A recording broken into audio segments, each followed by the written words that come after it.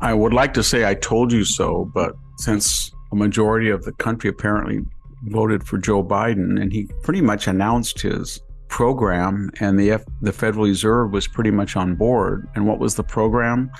That as we were coming off COVID, and as all of us were stuck in our houses, apartments, etc., and as the government was printing under Trump and then under Biden, $4 trillion, $5 trillion of easy, funny money, and everybody had a relative or somebody was getting COVID money that didn't need it. And we heard of businesses, and then we heard of all the irregularities, if not fraud, involved in that. The point being that people were not spending money because there was very little places to go. It was hard to find a car.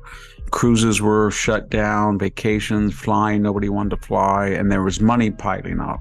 And at that point, it would have been wise to gently raise interest rates from, say, a 30-year mortgage, 2.6 to 3.5, and see if you could hold it there. But we didn't do that. So Joe Biden came in and said, that everybody needs to spend more money. So he ran up in 2 consecutive years of $2 trillion deficits, just at a time when the public was emerging with a limited amount of cash, but cash nevertheless, when interest rates on everything were low. But there was, and this is the catcher, there was a supply chain crisis because factories here and abroad had been shut down. So you had all these easy dollars chasing very, very few commodities. And so as I used to try to draw people's attention to, $70 for plywood, $138 for 150 feet of Romex copper wire, used cars that were selling for double their worth. And so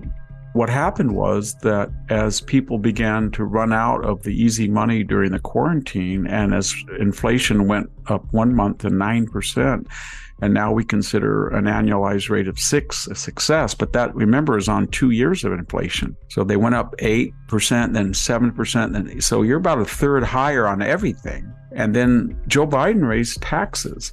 So I'm just speaking as a person who's, comfortable but not wealthy. And all of a sudden, I'm at 39.5 income tax level. And then the state of California has gone up to 13.3. And then you have your payroll tax, and they've kept upping the limit in which they can tax you, the income that's vulnerable to such taxation. You have Obamacare, and you can easily get up to 50% of your income. I do. And I don't have any deductions. 50% of your income when prices have gone up 30% over the Biden tenure.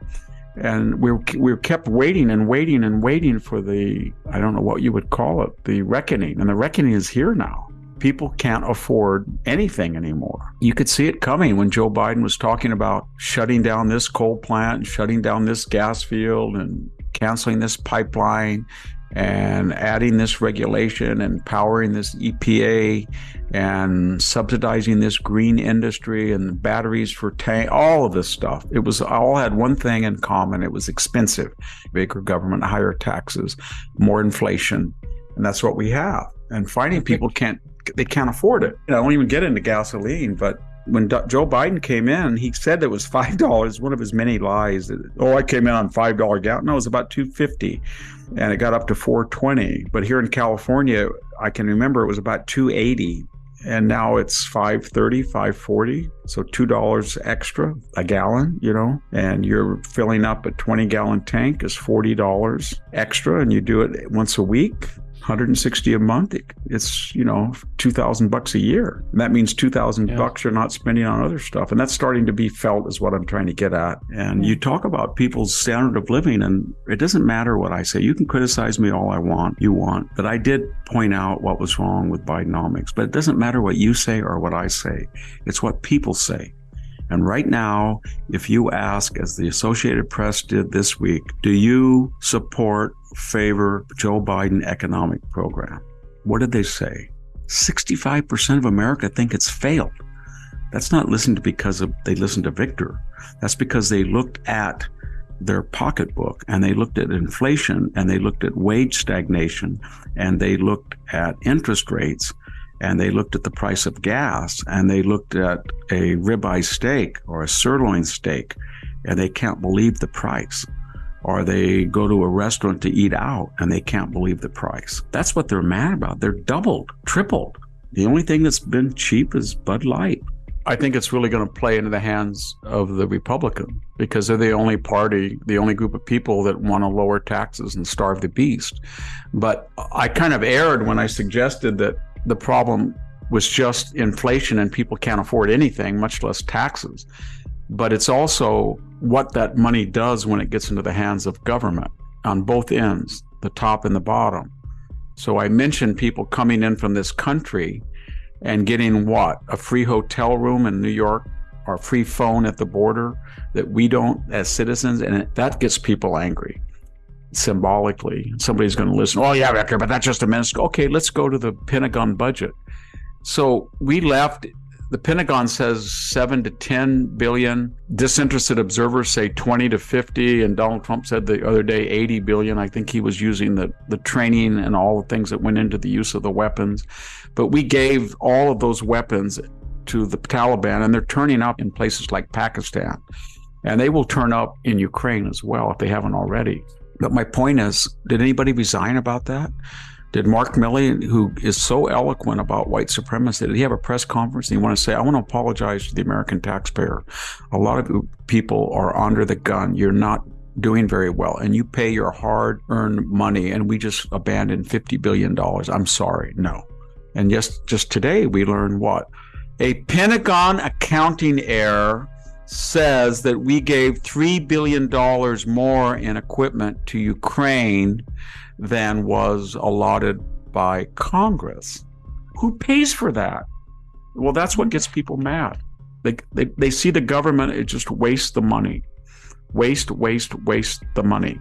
Or they see that, and state taxes, they see that all during Zoom, teachers were not in the classroom. And sometimes they weren't even Zooming. They didn't go to work, and all of a sudden they're threatening, after 2 years of that, they're threatening to go on strike if they don't get more money.